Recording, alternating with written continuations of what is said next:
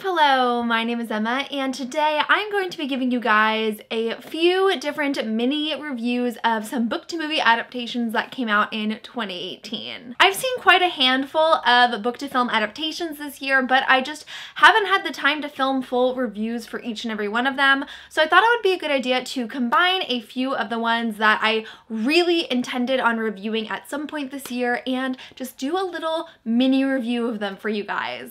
So for this video, I'm going to be reviewing the film adaptation of Simon vs. the Homo Sapiens Agenda, which, as many of us know it as now, Love, Simon, The Hate U Give, and The Darkest Minds. I want to say thank you to Universal Pictures for partnering with me on this video, as we have just gotten a new young adult book movie release, and that is for Mortal Engines. Mortal Engines takes place in this futuristic, almost dystopian world where the world has been plagued by some disaster, and as a result, many big cities now function on wheels. Our main characters are named Tom and Hester, and they are paired together when they are abandoned in this sort of wasteland area and have to fight their way back to London in order to stop it before things get worse. I went to see Mortal Engines last weekend, and I was surprised with how much I really enjoyed it. I went into it not knowing much as I haven't read the book, but overall it was a really fun movie. I'm not going to be giving you guys a full spoiler-filled review because it just came out. It is in theaters now, and I want to encourage you guys to go see it. But overall, the cinematography was really great. I loved the special effects and it was an overall really well-produced movie. I fell in love with the character Anna Fang. Like, I honestly am bumping Mortal Engines up on my TBR because I need more content with my queen.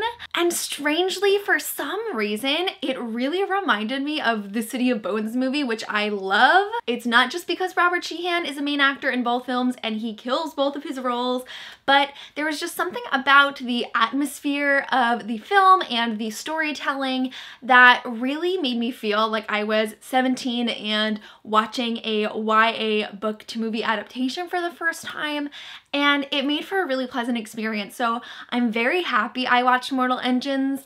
I would totally see a sequel, and I'm definitely planning on moving Mortal Engines up on my TBR to read because, again, love my girl Anna Fang. The film Mortal Engines is in theaters now, and if you have seen it recently, I would love to know your thoughts in the comments below. So the way this video is going to work is I'm going to give you my 1, 2, 3 brief spoiler-free thoughts on each of these films, and then I'm going to give you a quick spoiler warning to let you know I am diving into the content because I really want this video to be packed with my thoughts because I'm not used to doing mini reviews like this. And I will also put timestamps if you want to skip around the video if you haven't seen them all. Starting off with Love, Simon, I adored this film. I saw it in theaters probably like 3 times, and I've seen it at least 2 more at home since it has been out. It is a beautiful, beautiful film. It's incredibly funny, but it is also so sad, and I cry absolutely every time I watch it. Love, Simon is just such an important film for the LGBTQ+ community, and I honestly think it could be considered like a modern teen classic. It's sort of like my generation has Mean Girls. It was just really fun and fantastic, and I loved basically everything about it. This is your spoiler warning. I'm going to talk more in depth about Love, Simon, so if you haven't seen it yet, what are you doing? Come back later and we can discuss it. I decided I wanted to watch Love, Simon one more time before reviewing, so here I am the next day. Firstly, the family dynamic in Love, Simon is just so pure and lovely to see. We have 2 siblings that really love each other and get along very well. They don't fight over petty things, and we also have these parents who clearly care so deeply for their children but also have a playful relationship with them, and I think it is just so wonderful. I think the portrayals of every character in Love, Simon was really well done. They're all well-rounded, very developed, and have their own distinct personalities, so that was really great to see. I also feel Love, Simon had a lot of really great side characters. For example, the vice principal was super comedic. I was chuckling every single time he was on screen, and I also really like the fact that he very clearly cares for his students. When he takes Simon's phone away, he's like really talking to him and asking him questions about how his life is going, and after Martin is embarrassed in front of the entire school, he's like, "Good job, Martin, you did your best." and it was just so warm and supportive. Mrs. Albright, the drama teacher, also, she was fantastic. I think her scenes were some of the best in the film. She just completely changed the tone of every scene, and I loved it. So we have already approached the one point that I mentioned in almost every single one of my book to movie adaptation reviews, and that is this weird film technique that is so dumb and I hate. I don't know if there is a standard term specifically for this, but in Love, Simon, it's how every time Simon thinks that he might know who Blue is and he starts imagining like what it would be like if that person were Blue, but they use the actual actors and make it seem as if like the actors are actually Blue, and I hate it! After it happens once, you're prepared and you know what's going on, but when it happens that first time, it is just always so confusing and never clear, and I just don't think it adds anything positive to the movie. Or like near the end when Simon is having dinner with his family for Christmas and like the third boy that he thinks is Blue is just like standing in his doorway and Simon goes up to him to like almost kiss him, but then he disappears. It's like, what is the point of that? Oh, and also I know a lot of people probably liked the dream of what college would be like when he was out and it was this big flash mob, and I didn't like that. I think this technique can be useful and it can be done well, but just every single time it occurs in a book to movie adaptation for me, it always is tacky and confusing and I don't like it. On a lighter note, I love the Halloween party scene. It's probably one of my favorites in the entire film. I love the costumes each character chose.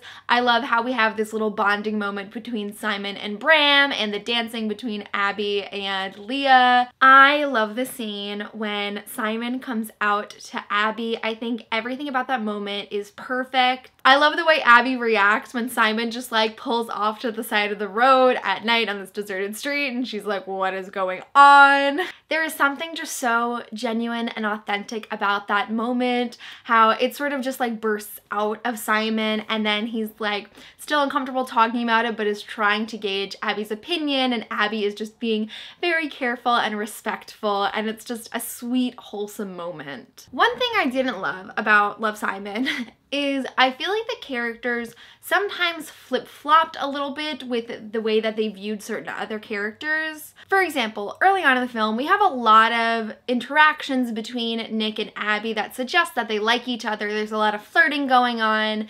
And then after the scene at Waffle House where Martin tries to really empower Abby, all of a sudden she just like can't stop laughing at everything Martin says and she like doesn't pay any attention to Nick. And I know that Abby didn't actually like Martin and she still liked Nick through all of this, but I just feel like that didn't come across. And the same thing happened with Leah. Again, earlier in the film, it's alluded to that she has feelings for Simon, but things seem to change when Simon convinces Nick to ask out Leah, and then Leah asks Simon what he thinks and he tells her to go for it. And I don't know, there's just something about her reaction to Simon's encouragement that is really conflicting for me. Like, she's been in love with Simon for like 13 years and she's probably never thought about Nick in that way up until this point, and like the guy that she likes is telling her to go out with someone else. I just didn't see her reaction as being very real, but that could just be my interpretation of it. So this is the part in the movie where it is just like non-stop tears and emotion until the end. Simon's emails get leaked and he breaks down and I break down. I really love the moment where Nora comes in and is trying to comfort Simon, but she's also very confused and doesn't know how to help him, and having someone talk about it with him is creating more internal issues with Simon, so they both come away from it even more upset. And the sound choice for that scene was really well chosen. There's just something about that like deep repetitive bass line that's also a little muffled with the image of Simon just like shrieking into his pillow is really, really powerful. Another fantastic scene is when Leah, Nick, and Abby confront Simon about all of the lies that he's told and how much he's been messing with their lives. I love it because you totally understand why Simon did what he did, even if you don't agree with it, but you also are on the side of his friends because they didn't deserve deserve to be lied to and pushed onto other people and separated and pushed together when he knew it wouldn't work out. And just like everyone's feelings in that scene are really valid, and I think it comes across perfectly on screen. I have to say though, I did not care at all for the change from the book where in the movie Leah has feelings for Simon. I don't think it added any additional dimension to the story, and it just sort of felt like the directors were like, teens like love triangles and the trope of one best friend who's in love with the other. And I just felt like it was really unnecessary.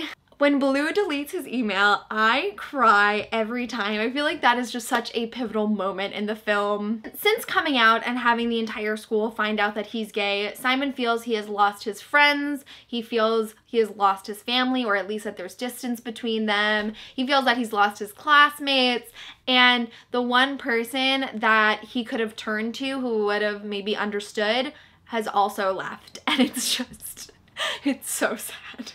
The conversation between Simon and his mom is another one of my absolute favorite scenes of this film. I know I have a lot of favorite scenes, but I particularly adore this one. There is something just so real about what his mother says to him, and I feel like it just hits home so hard for so many people who are watching and can relate. Just the line, "You get to exhale now, you get to be more you than you've been in a long time," just whew. And the waterworks do not stop there, because like right after we have this scene between Simon and his father where he apologizes to Simon for the way that he reacted and the jokes that he's made and how he hasn't been supportive, but he really wants Simon to know that he loves him and nothing has changed, and that's how I feel. Alright, so there's one thing I didn't like about the ending, and I feel like this might just be me being cynical or my limited experience. I just didn't find it realistic for an entire high school class to show up for Simon as he tries to find Blue. I get the message they were going for. I think it's important to share because that's the way that things should be. But just thinking back on my high school experience, like I don't think there's a single cause that could have gotten my entire class together for something like that. But like, you know, in the end, it was fine. They kissed. It was great. It was super cute. So that concludes my Love, Simon review, which I know I have been promising for many months now. It is a great film. I have and will continue to watch it over and over and over again. It's cute, it's funny, it's emotional. What more could you want? Now I'm going to be moving on to my thoughts on The Hate U Give. To keep things spoiler free, I also loved The Hate U Give. I saw it twice and it was amazing, both times. Though The Hate U Give is not one of those adaptations that took absolutely every aspect of the book and kept it in the film perfectly, there were changes that were made, but I think it was adapted on screen so well, and it came across as this breathtakingly beautiful story. It's so powerful. Like, I get chills throughout so many scenes of The Hate U Give. It was another really important, timely movie, and I also loved so much about it. Oh my goodness. Cast was great, story was great, cinematography was great. 10 out of 10, would watch a million more times. I am moving on to my spoiler-filled thoughts, so if you have not watched The Hate U Give yet and do not want to be spoiled, skip to some other time in this video or come back later. Like I said, the cast was great. I know originally a lot of people were upset about Amanda Stenberg being cast as Star for a variety of different reasons, but I really loved them. I've seen a lot of movies with Amanda Stenberg as the leading role, and honestly, I thought this was their best performance ever. They did such a great job of conveying Star's emotion and the internal struggle she goes through, and it was a really great performance. The whole Carter family was like picture perfect. One of my favorite things from the Hate U Give novel was this strong family dynamic that was really admirable, and it transferred so well onto screen with this cast of characters that not only looked great together but also had a really beautiful dynamic going. Oh my god, and Khalil and Star have so much chemistry. Like that whole beginning part when he walks in at the party and when they're driving together, I am just like an absolute mess because I love them together. I honestly ship them together so hard. Like, I didn't care for Khalil as like a love interest as much in the book, but in the movie I am like, who is Chris?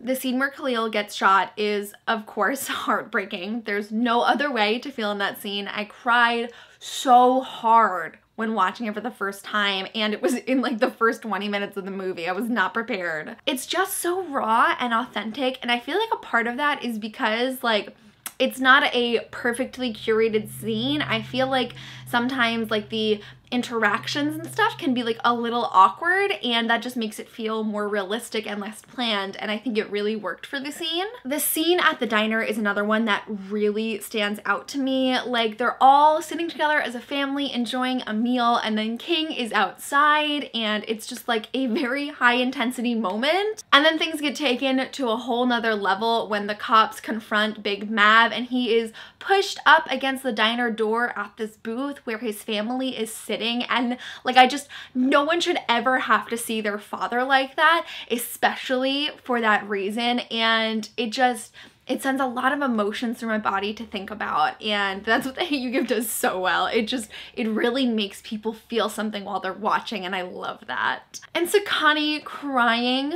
oh my god, like I was not prepared to love Sakani as much as I did, but the actor they chose was perfect, and he really added so much as a character to every scene that he was in. While this is a very heavy film, my favorite lighthearted scene is when Big Mav and Chris meet for the first time. You got a boyfriend? You got a white boyfriend? That boy is white. Just thinking about that scene makes me laugh. It was just done so well. The script plus Russell Hornby's incredible performance just made for it like what I think is probably one of the best scenes in the whole film. It's great. Two quick things I want to mention about the overall construction of the film. Number one, I think the pacing was really great. I feel a lot of times film adaptations just fail to properly capture everything that happens in a book with an even pacing in like a 2-hour time slot, and I think The Hate You Give did it really well. And number two, I really loved a lot of the scene transitions that occurred in the movie. One notable moment is after that scene with Chris where the family is like, oh, having like a cute moment, and then all of a sudden the King Lords just start shooting at the Carter house, and it was just really, really sweet to emotional super fast. And then I also really liked the transition between the scene where Seven is beaten up at King's house, and then how like immediately once they leave they end up in the protest, and that whole scene is just a buildup of intensity that was really great. Another scene that's very hard to digest is when Uncle Carlos is trying to offer the police perspective to Star, talking about situations like Khalil's, and Star just like point blank asks him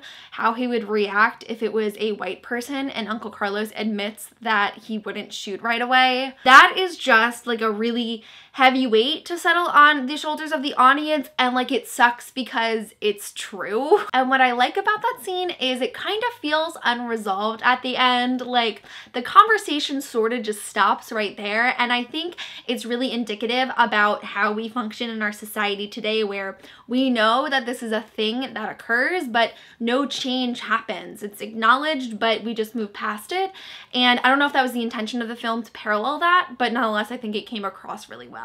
And you know, there's just like a lot of nuance in The Hate You Give that I specifically noticed the second time while we were watching. Definitely there's a lot in that conversation between Star and Uncle Carlos, but there's a lot of other short moments as well. A line that really stood out to me in the diner scene is when Big Mav is being accosted by the police officers, and they're trying to get Seven to pull out his ID even though he's a kid, and Seven is like, you saw that car drive away, why aren't you doing anything about it? It's like they make the choice to stay here and brutalize this innocent man who has done nothing wrong but try and get dinner with his family, but they also know full well that there is gang violence in the community and there are drugs, and they choose to spend their time doing this. And another similar moment is during the protest when the police are like all up in their riot gear, and there is one black man who goes up to a black cop and is like, you're on the wrong side, brother. This concept is dealt with more in the Hate You Give book, but essentially being a black police officer is an interesting position because, number one, you're not fully seen as on par with the other white police officers, but there are also people from the black community who will believe that because you're working for the man, like you have turned on them in some way. It's a really interesting thing to explore, and it also kind of mirrors Star's role in the story, as like her friends from Garden Heights view her as being too white, but she's too black in her white school. Very interesting stuff, and the movie and book both handle it really well. So the only thing that really bugged me about The Hate U Give is this one scene at the end when like the police pull up after Star and Seven have escaped the fire at the store. It's when Big Mav and King are like literally about to shoot each other, and Mav reaches for his gun, but Sakani has it and is holding it at King and says like, leave my dad alone. And it's a really beautiful moment because it's so perfectly captures the whole message of the film, but I so wish Star did not have a monologue that explained all of that to us. It would have been the most perfect scene to have everyone just freeze, the family and the police officers, because there is this little boy with a gun pointed at the biggest drug lord of the community. Like, that image tells us everything we need to know, and it was perfect, and I didn't need to be spoon-fed the message of that scene, and so that really bothered me. Final thing I have to say about The Hate U Give, I love that Star is wearing her natural hair at the end. I know a lot of people were also really upset when first seeing images from the film, because in the book Star has her natural afro, and in the majority of the movie Star is wearing braids, but like the whole point of her wearing braids is that she wasn't comfortable fully being herself and showing off her culture at school, and now she doesn't have to keep those two parts of her life separate, and she can be who she fully is at Williamson and Garden Heights. So I thought that was a beautiful way to end. Overall, I really loved The Hate U Give. I thought it was a really great adaptation and a great movie on its own, and if anyone is watching this and hasn't seen it yet, I would highly, highly recommend it because I think everyone can benefit from watching this film. And finally, I'm going to be sharing my thoughts on The Darkest Minds. The Darkest Minds was and still is a favorite series of mine, and I was so excited to see it finally come to life after I feel like it deserved a movie adaptation many years ago. So it was super fun to see this story that I've loved for so long finally on screen, and I feel like they overall did a pretty decent job of keeping the main storyline, which is typically the most important thing for me when it comes to adaptations. So like, I was pleased, but they made a lot of changes, and all of those changes were not good. So while I'd say I overall enjoyed the film, I am like fully aware that a lot of things were questionable. There's just so much of it that was dumbed down for teenagers, and teenagers do not need things dumbed down for them, especially a story that was like originally created for them. So yeah, I liked it, but like, it's nowhere near on par with many other YA adaptations that are out there. That's your spoiler warning. If you haven't seen the Darkest Minds movie and you don't want to be spoiled, thanks for watching. So again, one of the main reasons why I really liked the Darkest Minds movie is because they followed the general plot line of the book. So for the Darkest Minds movie, I have some mixed opinions on a lot of the characters. It's not that I just didn't love Amandla in this role, I just feel that like what I liked about Ruby as a character wasn't really captured by the script. You know, in the book, she was really strong and funny and passionate, and I feel like the movie version of Ruby was just like watered down. Liam was okay, I guess, but again, I just feel like we were missing some of his charisma and some of his humor. Like, it just felt a little stagnant. I really loved Zoo. I feel like Zoo was definitely one of my favorite characters for the film. I just wish they had delved more into Zoo's backstory. I don't know if they were like hoping to leave it open-ended so that people would want to see more in a sequel and then they would go into it, but like, we didn't even really learn why Zoo doesn't speak, and I feel like that was really important to put in a first installment if you wanted to go into a second installment. The saving grace and what I consider probably like the best part of the film is Chubbs. Chubbs was perfect. Just every joke, every one-liner he made hit so perfectly. Every scene with Chubbs was a delight, and I was so happy not only that they casted him so right, but that the writers really captured his character. And unfortunately, I was also really disappointed with Clancy. I don't know if it was just because like I was 17, but I remember being so much more interested in Clancy when I was reading. Like, he was a very attractive character. I wanted to learn more about him. I wanted to like him at first, but the movie version execution was just like all creepy all the time, and it left me really underwhelmed when it came to the big reveal that Clancy is one of the bad guys. Probably my biggest pet peeve from this movie was the glowing colored eyes. I don't know who thought this was a good idea and who then allowed this person to put that into the movie, but it was a mistake. Not only was it incredibly tacky, but also it was never acknowledged by a single character.